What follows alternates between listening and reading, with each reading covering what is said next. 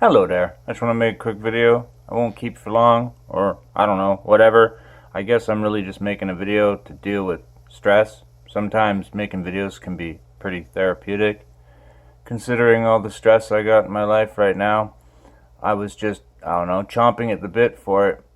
I had a family member get diagnosed with something that could be fatal, horrible. Don't know yet for sure. So definitely right now just in a prayers go out kind of mood. But when I get stressed like this, I turtle. Is that the expression? He turtled, they turtle.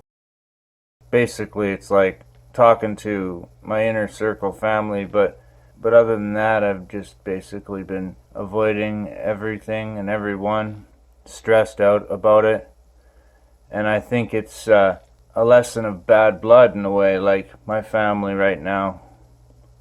Thinking about how Rob Skiba sent me this years ago. Yeah, forward by Sharon K. Gilbert. And the idea of praying to break generational curses, bad blood, even like anything that would go against the covenant of marriage, like kids born out of wedlock, or the laws for divorce, anything like that, because of the bad blood, that genetic sin carried to a certain level of generation. Certain generations will bear that bad blood, that bad sin. Because, like my grandpa as a 33rd, he would have been worshiping strange gods. Satan, maybe. Lucifer for sure. Nimrod is considered the greatest 33rd. And so basically you have to pray to break these curses. Because from what I understand, my grandpa would have actually done blood right curses on me with my circumcision, some kind of ritual. And so I'll put this in the description section below, this link. The idea of praying to break these curses. And it goes into all these different things, like if you were born into this cult or you were born into that cult, or Freemasonry and different things like that. It's like a 30 or 40 page little PDF book. But basically, yeah, you have to forsake the fact that your father's fathers worship these strange gods. And I've done this, I've said these little prayers. When I do read this, I'll say like, instead of like the Lord your God, I'll say Yahuwah your Elohim, or Yahuwah, God the Father in heaven, Yahshua, Jesus Christ. But this is definitely written from a King James Bible, English only perspective.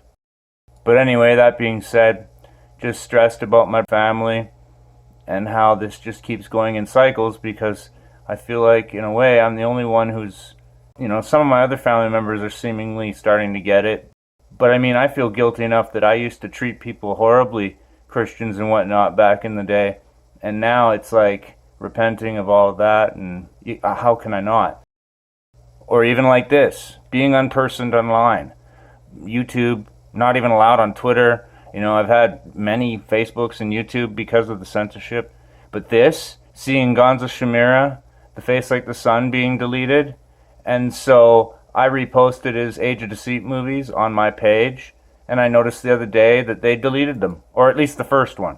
Just decided to delete it. I didn't even get a notification. And I mean, they didn't give me a reason. Just cause, right?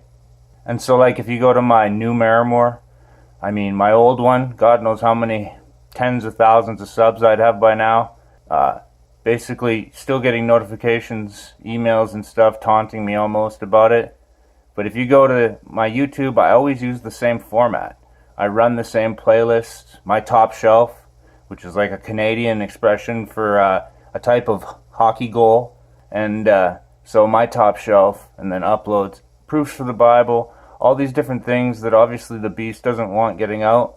But this, they really don't like Gons and Canary Car Radio. I mean, they've had a few different pages as well. But this whole just delete it cuz, that's a bit hinky to say the least. That's not weird or anything. Because the truth of the matter is anybody who gets on one of these shit lists, blacklists like me, or anyone else who's censored online, once you're on that list, they'll just go at you full bore. For example, I'm already on the list, obviously. They've probably pinged my IP address, whatever, because that's how I'm not allowed on Twitter.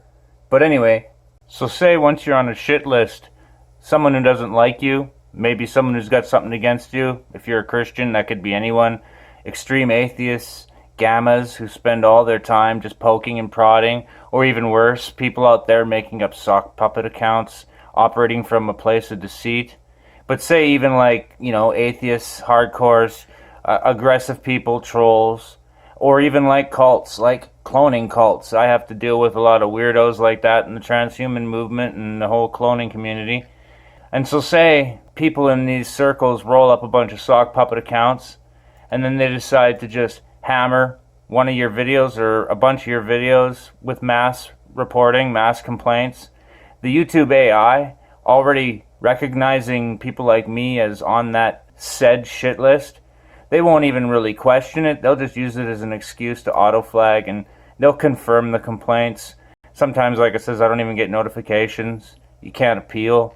You always lose, even if they give you an appeal. Like even the fact that they're trying to delete the video about my grandpa, which again, full circle, talking about how, dealing with stress in my family, trying to get through to people and praying for people, is a lot of these videos like this First Age of Deceit prove that the Bible is real, like with Chuck Missler and the Torah codes proving the Bible is real, or even this Secret Societies and Biblical Prophecy talking about how guys like Giuseppe Mazzini and Albert Pike and the foundations for what the Luciferians and psychopaths like my grandpa revere.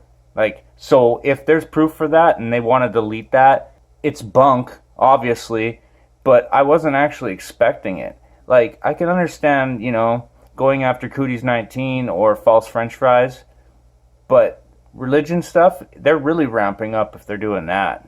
And so I suggest everyone go watch Age of Deceit Part 1. They interview guys from the government organization MUFON that study UFOs for real, like with government funding, with guys like Jacques Vallée, experts who started it all up, giving it its initial credibility. And this guy from MUFON, former deputy director Joe Jordan, talks about how the only thing that seems to hurt aliens, quote aliens, is prayer or singing hymns or quoting Bible passages. Yeah, that's evidence that this is something else. And so some people just don't want to go there, that there's proof. And in the meantime, YouTube just can't not try and delete it. So I suggest gobbling all this up while you can. And obviously check out alternate platforms. But that being said, all I can do is pray. I pray for my family and everything, but right now it's like stuff like this, it's all tied together. If the system, the beast system, is starting to officially keep people from God, it should actually make more people run towards it. Typically when someone is told they can't have something, they want it more. Like the most Christians in the world right now are in like China, and the more persecuted a people group is, the stronger they become. Or even this, on a different story, prayers go out to all the people near me, BC's lower mainland, the massive flooding. I've heard parts of the Coquihalla Highway that it's going to take God knows how long to rebuild. Massive, too much stress. The whole world's going crazy.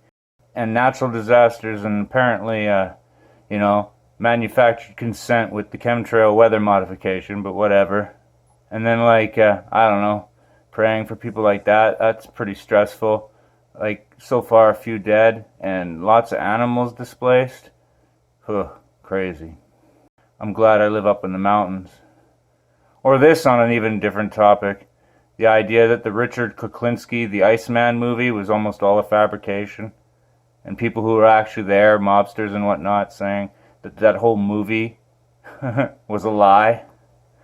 That's interesting to say the least, but I heard that about the Irishman too, that he didn't really kill Hoffa, it was someone else. Or even looking forward to this Spider-Man movie, the entire Sinister Six, even for just the cool battle.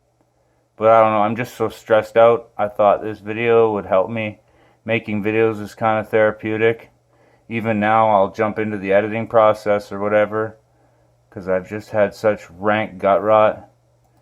Even thankful to my truther chat, but I haven't really been, interacting a lot.